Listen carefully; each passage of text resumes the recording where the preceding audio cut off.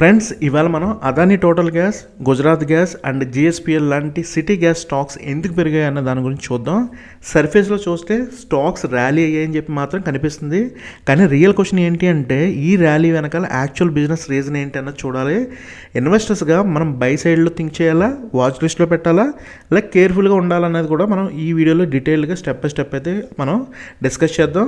అయితే ముందుగా city gas company అంటే ఏంటి అన్నది అర్థం చేసుకోవాలి. Adani Total Gas and Gujarat gas లాంటి కంపెనీస్ 3 మెయిన్ ఏరియాస్లో మనీని ఎర్న్ చేస్తాయి ఫ్రెండ్స్. అందులో ఫస్ట్ది పిఎన్జీ ఫర్ హోమ్స్, అంటే ఇంటికి పైప్ లైన్ ద్వారా గ్యాస్ సప్లై చేస్తారన్నమాట. అండ్ సెకండ్ది సిఎన్జీ ఫర్ వెహికల్స్, అంటే కార్స్, ఆటోస్కి సిఎన్జీని సెల్ చేయడం అన్నమాట.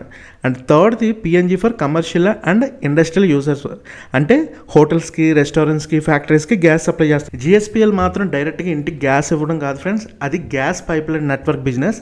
అంటే గ్యాస్ని ఒక ప్లేస్ నుండి ఇంకొక ప్లేస్కి ట్రాన్స్పోర్ట్ చేయడానికి సపోర్ట్ చేస్తుందన్నమాట ఈ కంపెనీ. సింపుల్గా చెప్పాలంటే Adani Total Gas and Gujarat Gas అనేది customer faced gas companies friends.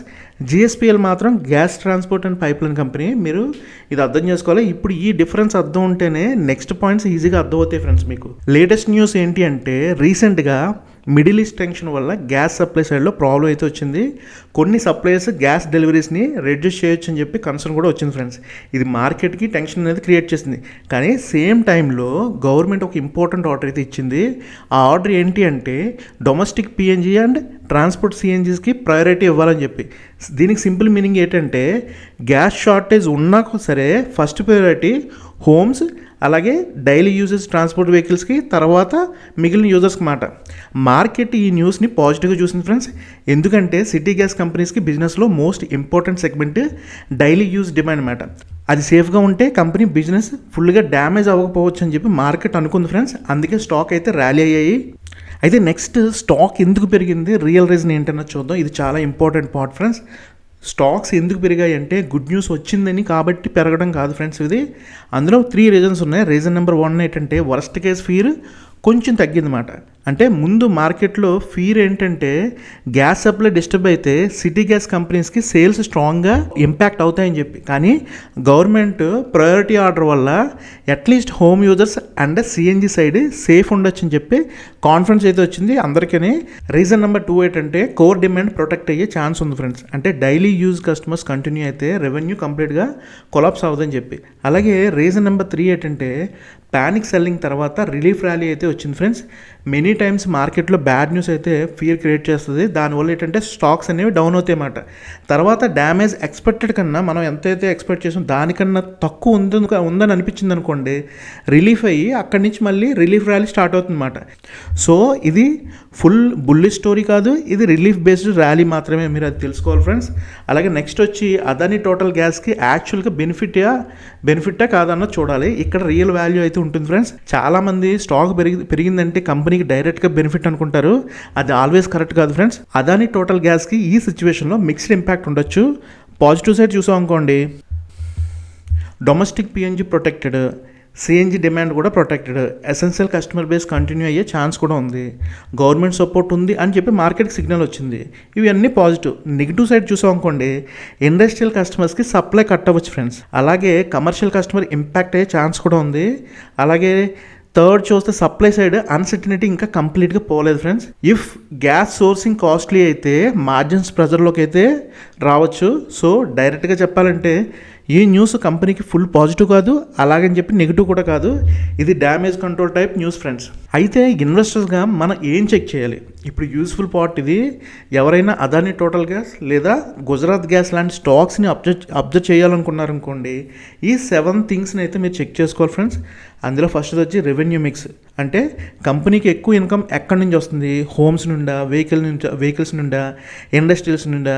Industrial share ఎక్కువ ఉంటే రిస్క్ ఎక్కువ, అది తెలుసుకోవాలి. అండ్ సెకండ్ ఏంటి వాల్యూమ్ గ్రోత్, అంటే న్యూ కస్టమర్స్ యాడ్ చేస్తున్నారా లేదా, సిఎన్జీ స్టేషన్స్ పెరుగుతున్నాయా లేదా, పిఎన్జీ కనెక్షన్స్ గ్రో అవుతున్నాయా లేదా అన్నది చెక్ చేసుకోవాలి.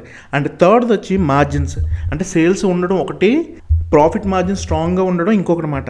గ్యాస్ కాస్ట్ పెరిగితే మార్జిన్స్ కూడా తగ్గడానికి అయితే పాసిబిలిటీ ఉంది, అది కూడా చూసుకోవాలి మనం. ఫోర్త్ వచ్చి గ్యాస్ సోర్సింగ్ స్ట్రెంత్, కంపెనీ దగ్గర లాంగ్ టర్మ్ కాంట్రాక్ట్స్ ఉన్నాయా లేదా, లేక మార్కెట్ ప్రైస్ మీద డిపెండ్ అవుతుందా అన్నది చూసుకోవాలి. అండ్ ఫిఫ్త్ వచ్చి మేనేజ్మెంట్ గైడెన్స్ మాట. అంటే కంపెనీ క్లియర్గా ఇంపాక్ట్ అంతా చెప్తుందా లేదా, ఆ సప్లై ఇష్యూ ఎలా హ్యాండిల్ చేస్తున్నారో చెప్తుందా లేదా, ఫ్యూచర్ అవుట్లుక్ ఏంటన్నా చెప్తున్నారు లేదా అన్నది మనం మేనేజ్మెంట్ గైడ్లైన్స్ ద్వారా మనం జాగ్రత్తగా చెక్. 6th వచ్చి వాల్యుయేషన్. స్టాక్ ఆల్రెడీ ఎక్కువ ప్రైస్లో ఉందా లేదా చెక్ చేసుకోవాలి. న్యూస్ వల్ల ఓవర్ ఎగ్జైట్మెంట్ వచ్చిందా అన్నది కూడా చెక్ చేసుకోవాలి. గుడ్ కంపెనీ అయినా కూడా ఓవర్ వాల్యూడ్ ప్రైస్లో కొనడం అయితే కరెక్ట్ కాదు ఫ్రెండ్స్. సో మీరు ఇది అర్థం చేసుకోవాలి. అండ్ 7th వచ్చి సెక్టర్ ఫ్యూచర్. ఇండియాలో క్లీనర్ ఫ్యూల్ యూసేజ్ లాంగ్ టర్మ్లో పెరుగుతుందా లేదని చూసుకోవాలి. ఒకవేళ అయితే సెక్టర్కి లాంగ్ టర్మ్ ఆపర్చునిటీ అయితే ఉంటుంది ఫ్రెండ్స్.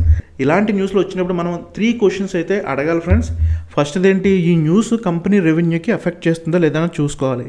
అలాగే సెకండ్ క్వశ్చన్ వచ్చి ఈ న్యూస్ కంపెనీ ప్రాఫిట్ మార్జిన్ని ఇంప్రూవ్ చేస్తుందా లేక డ్యామేజ్ చేస్తుందా. అండ్ థర్డ్ క్వశ్చన్ ఏం అడగాలి, ఈ స్టాక్ మూమెంట్ ఫీర్ తగ్గడం వల్ల వచ్చిందా లేక యాక్చువల్ బిజినెస్ ఇంప్రూవ్మెంట్ వల్ల వచ్చిందా అని చూడాలి. ఈ కేసెస్లో ఆన్సర్ ఏంటి అంటే రెవెన్యూ ఫుల్గా కొలాప్స్ అయ్యే ఛాన్స్ తగ్గింది ఫ్రెండ్స్. కోర్ యూజర్స్ సేఫ్ అని చెప్పి సిగ్నల్ వచ్చింది, కానీ ఇండస్ట్రియల్ సైడ్ రిస్క్ ఇంకా ఉంది ఫ్రెండ్స్.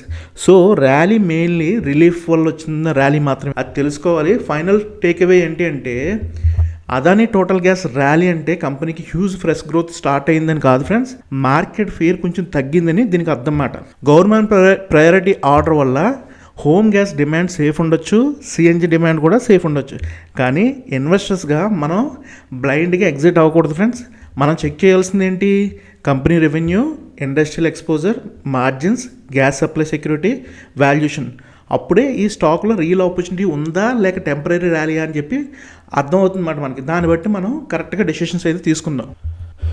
ఇవన్నీ చెక్ చేసినప్పుడే మనకు ఒక క్లారిటీని వస్తుంది. మన క్లారిటీలో తీసుకున్న డెసిషన్ ఏదన్నా కానీ మన విన్నింగ్ రేట్ అనేది ఇంప్రూవ్ అవుతుంది ఫ్రెండ్స్.